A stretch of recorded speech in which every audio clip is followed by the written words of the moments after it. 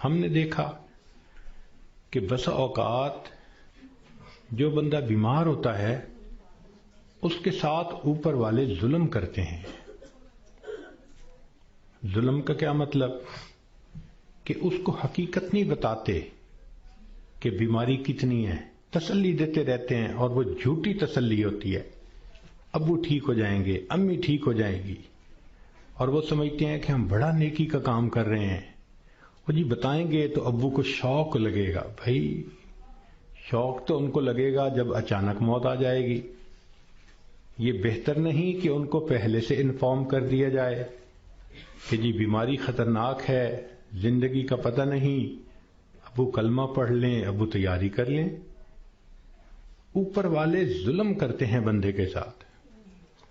چنانچہ ایک مرتبہ میں اپنا واقعہ آپ کو سناتا ہوں.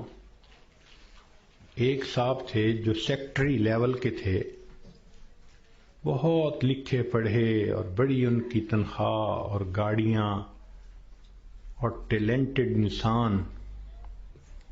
ان کی ریٹائرمنٹ ہوئی تو وہ بیمار ہوئے تو ہاسپٹل میں تھے. گھر آئے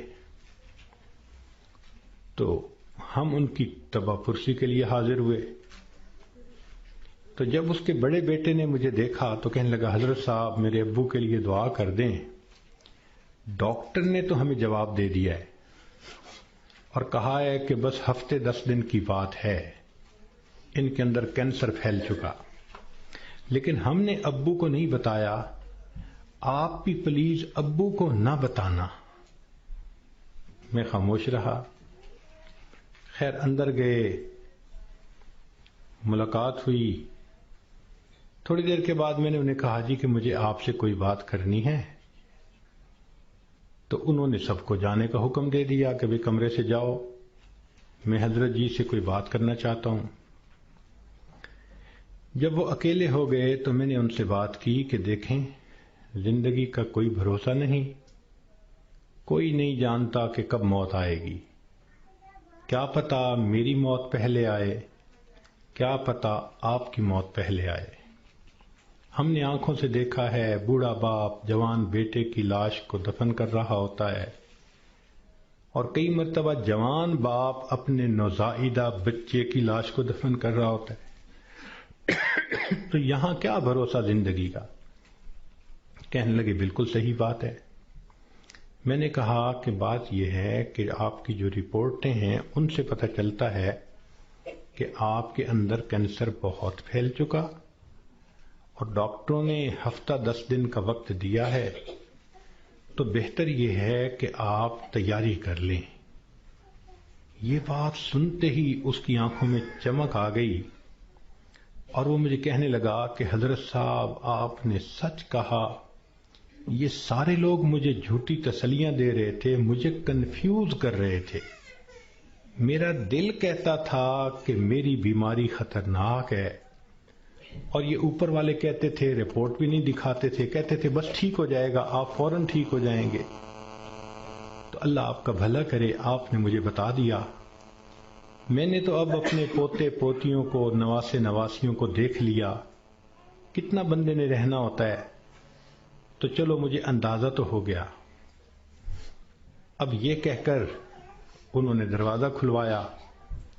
جب بیٹا آیا اور اس کو پتہ چلا کہ حضرت صاحب نے تو بتا دیا میرے ابو کو، تو وہ میری طرف دیکھنے لگے.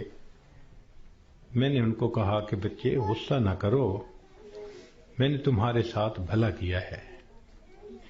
اللہ کے اس بندے نے سارے گھر والوں کو بلایا اور ان کو کہا کہ دیکھو بھئی میری بیماری کی یہ حالت ہے کہ میرے پاس صرف 6-7 دن ہیں. اب ایسے کرو کہ جو میری زمینیں تھیں، جائیدادیں تھیں، مکان تھے اور وہ میرے نام تھے، سارے نکالو. میں اپنی وراثت کو بچے اور بچیوں میں شریعت کے مطابق تقسیم کرتا ہوں تاکہ میرے بعد جھگڑے نہ ہوں. لو جی 2 دن میں انہوں نے سب جائیدادوں کا بچوں کے نام انتقال کروا دیا تاکہ بچوں کے جھگڑے نہ ہوں آپس میں. پھر اس کے بعد انہوں نے کہا کہ میرا جی چاہتا ہے کہ میرے بچوں کے آپس میں رشتے ہوں. تو کچھ رشتے تھے جو انہوں نے پرپوز کیے اور ان کی وجہ سے انہوں نے آپس میں ہاں بھی کر لی۔ پھر تیسرا کام انہوں نے یہ کیا کہ کچھ رشتہ داروں کی آپس میں ناراضگیاں تھیں، ان کو بلایا اور کہا کہ دیکھو بھئی، میں مہمان ہوں، میرے دل کی تمنا ہے کہ میں تمہیں آپس میں ایک دوسرے سے سلو کرتا ہوا دیکھوں۔ چنانچہ 15-20 سال سے جو ایک دوسرے سے رشتہ دار نہیں بولتے تھے، گھر آنا جانا نہیں تھا، انہوں نے ان سب میں سلو کروا دی۔ پوری برادری اتنی خوش تھی ان تمام باتوں پہ کہ جی اس بندے نے اتنا اچھا کام کر دیا، یہ ہماری برادری کا بڑا تھا، سب میں جوڑ پیدا کر دیا۔ پھر اللہ کی شان، 1 ہفتے کے بعد اس کو موت آ گئی۔ اب اس کا بیٹا جب کبھی ملتا ہے کہتا ہے حضرت جو احسان آپ نے ہم پہ کیا ہم اس کا بدلہ نہیں چکا سکتے۔ تو کیا ضرورت ہے بیمار آدمی سے چھپانے کی جب کہ اس کی بیماری اتنی خطرناک سٹیج تک پہنچ چکی ہو؟ ہم مسلمان ہیں، یقین ہے کہ ہم نے جانا ہے، تو اس بندے کو غفلت میں موت آئی اور وہ کلمہ بھی نہ پڑھ سکا تو پھر اس کو دکھ ہوگا نا، بتانے سے تو دکھ نہیں ہوتا۔ تو اس لیے شریعت نے کہا کہ جب کسی کو موت آنے لگے تو اس کو کلمے کی تلقین کیا کرو۔